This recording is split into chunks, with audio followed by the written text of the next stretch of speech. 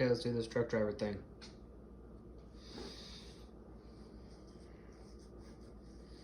My name is Brenda Palmiajano. I'm a truck driving advocate. So why become a truck driver? So my goal I've been wanting to become a truck driver since I was 25 years old. I remember seeing the different signs, and I always wanted that. I always saw that as a goal of mine, something that I really desired, just to become a truck driver. And I've been a truck driver now for a long time. Do deaf truck drivers need to wear hearing aids? No. I don't feel the need for hearing aids for deaf truck drivers. It's if we're able to, see more visually, we can see more of the dangers of the road, cross sections, different intersections, and be able to catch those more easily. Okay, so I went to the audiologist, my first audiologist, and it was open. I walked in, the doctor was like, "Hey," and I said, "I want to become a truck driver," and he just sat back and laughed at me. I mean, the doctor actually was like, "You really want to become a truck driver?" "Yeah, right." And then put his hand over his mouth, and I was like, "What are you doing? Like, why are you blocking me off like that?" And he says, "You know what you can't do?" The doctor said, "You must be able to hear 5 feet. Whisper. That's what I'm doing right now. Can you hear me?" And what am I saying? What am I saying? And he put his hand over his mouth, and I had no idea. I didn't have any hearing aids. I was looking at him, and I just failed. So he wrote down on that sheet of paper that I failed. Try number 2. Okay, so I went to the Hearing and Speech Center, and I was thrilled. I was ready to go in. Maybe I'll pass this time. We'll see. And I sat down, put my hearing aids in. This room was like a 10 by 20, and this huge door. It was super loud, a really heavy door. And I thought, okay, maybe I can hear that. Who knows? So the test was a little bit different. They had 2 speakers that were set up right above me and the one to my right. And I was like, all right, cool. I understand where the speakers are at, and I was able to raise my hand whenever I heard the sound. When I was done with the test, the last piece was 45 decibels. And oh, please. 45 decibels, they made a mistake. So, I started, put my hearing aids on, or actually, I started with my hearing aids, and then without, and I got 110 and 95, or something. I don't know exactly which one it was, but it was a pretty high decibel, so I am profoundly deaf. So when I was done with the test, 45 decibels, they weren't satisfied. So I came into the third test. We had our blood pressure, drug tests. They asked a couple different questions, and I passed everything. There was one test, though, that just really blew me away. It was this really old-fashioned, like 1940s looking box. It was like 5 feet by 5 feet, about 10 feet high. Ready to take the test, and it was super loud. The design was supposed to like match a truck scenario, so you could hear like the sounds of the road. And then I had to put my hands up to say whether or not I got it. And I got 10 decibels. And I passed. Whew, I was thrilled. Okay, so I went into truck driving school. And, I was ready for class, and it was going for one full week. And then we had to take a test. First one was a CDL, driver's license permit. And then I had to do something else, and then the driving a truck with a trailer on it. I passed all these. That seemed pretty good, but then there's one test that was really tough. It was 100 questions, and it was really difficult. I struggled through the whole thing. Different locations for the exams. Okay, the first was in some place, and they said that I couldn't take the test. They said I was deaf. I was trying to prove that I had, my licenses. I proved that I passed all my other exams, and, I passed my decibel test. So they said, all right, fine, let's go. They were willing to let me take the test, so I filled it all out. But understand, I failed it. It was 100 questions that were pretty tough. And I was really frustrated with that. Anyway, so I asked them if they would be able to provide me an interpreter for the second test, just to kind of prepare them for the next time. Maybe we can get an interpreter. They said, nope, no interpreters. because reading and speaking and writing in English must be a part of your skills. You don't need an interpreter if you already know how to read and write English. You don't need an interpreter. And I got a little upset from that, but I decided to talk to my friend. She's a truck driver herself. I asked her a couple questions, and I told her about that location. She says, no, don't go to that location. It's awful. The woman that is the proctor there is terrible. Transfer to another area for the testing, because they'll let you review your tests and see what you got wrong. So I was like, oh, okay, wonderful. So I went to that location and I took the test. I was filling it all out, and I failed. But the woman let me review the test to see what I did wrong. So I was able to compare my two tests. So, all right, I knew what to study. I went home, studied everything. I took the test again. I went back and forth like 15 different times to this location, and I failed, and I failed, and I failed, and I got more upset, and then finally I passed on the 15th time. Finally, I was so excited. Later, I saw a Spanish-speaking interpreter for the Spanish trucker. The pre-trip exam.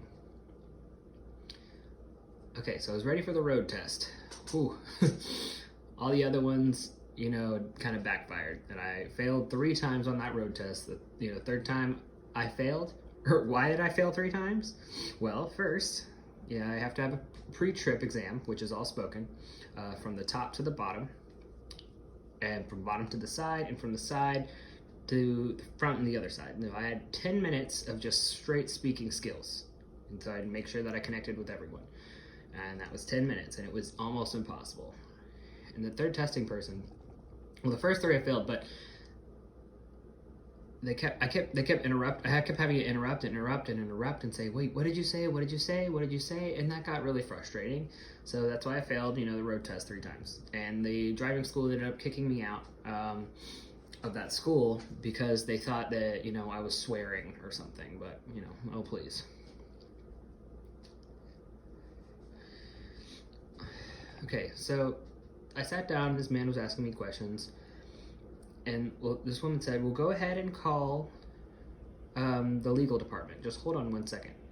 I'll see if I can get an interpreter. So I was just watching the interpreter, and my eyes nearly came out of my head.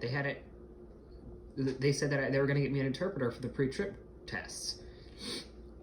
And they said that the interpreter was allowed, so wonderful. But one thing that was a little funny is they didn't allow for... Well, because the reading, writing, and speaking English, you know how to do that, so you should be good. You don't need an interpreter, they said to me. But for the Spanish interpreter, they allowed for an interpreter to come in, and so that they could understand everything. So, I had some advocacy there, and we worked it all out, and I was able to get an interpreter. So 2008, I took the test, and then all the way until 2018, 10 years later, finally I passed. I passed for my license. 4 times I failed, and the 4th time I passed. Or 3 times I failed, and the 4th time I passed. Wait, and that was in 2010. I'm sorry.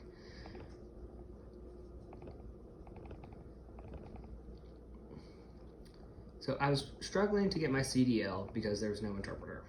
Also, the written test, just going back and forth 15 times to try to take this test. And the road test, because of the pre-trip exam, was all spoken, was 10 minutes. So, it had to be at least 10 minutes, or only limited to 10 minutes. And, I kept getting interrupted throughout that entire exam. So it was just really frustrating for me.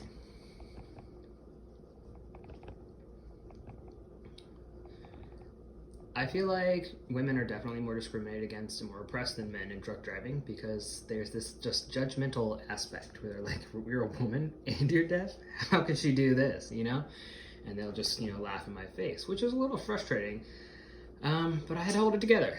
It's just the guys, I'm myself, and I have to show them and prove that I know my skills. I know what I'm looking for, and I know, everything about how to navigate and just kind of show these men where I'm at.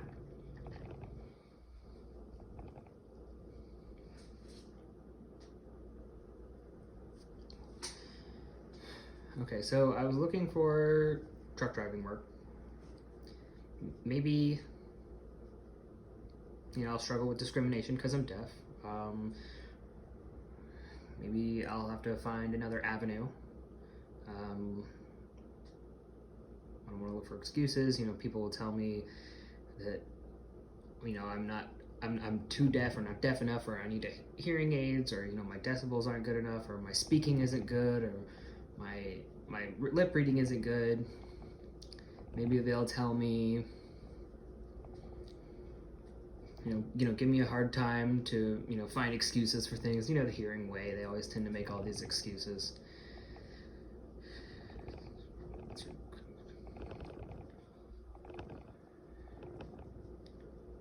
So, really, I feel like communication access.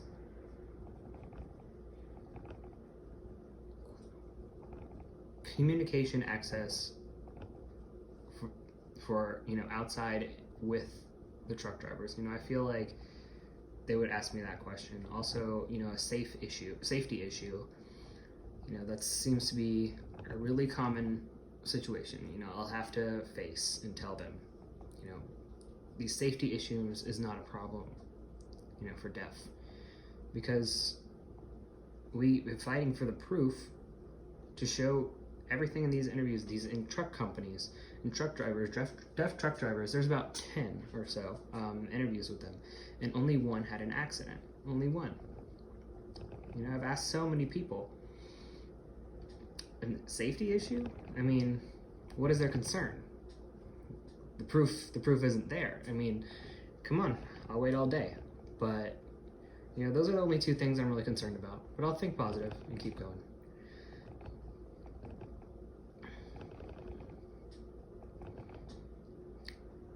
So to let you guys know something about my advocacy with truck driving, I started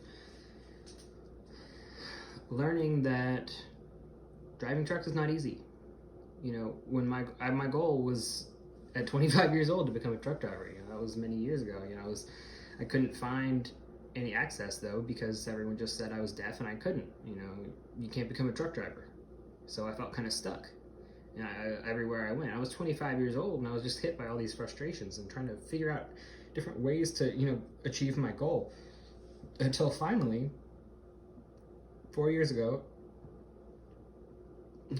2007, I met this person and I said, why can't deaf people drive trucks? Like, these laws are lousy. And so I did a little bit more research, collected all my information, gave it to them, and they read through it and were pretty surprised. So, let's go ahead, roll our sleeves up and get involved. Let's try to change this, because, my research proves that the validity of deaf people being able to drive trucks. Hearing people keep trying to put us down and oppress us in all these different ways, but, deaf people can find a way, and we can read and write English. We can find a way to get through all these barriers that these hearing people trying to put in front of us. So my goal is to get 30 more states to support this law, and the more states that this grows into can defeat this larger law, and that will be the last goal that I want to accomplish here. I mean, it's not done yet, but we're still striving for that goal. Also, don't forget, with God working, He will grant us great blessings. So we just need to be patient and work together as a team. And that will help us succeed. Good luck. God bless you.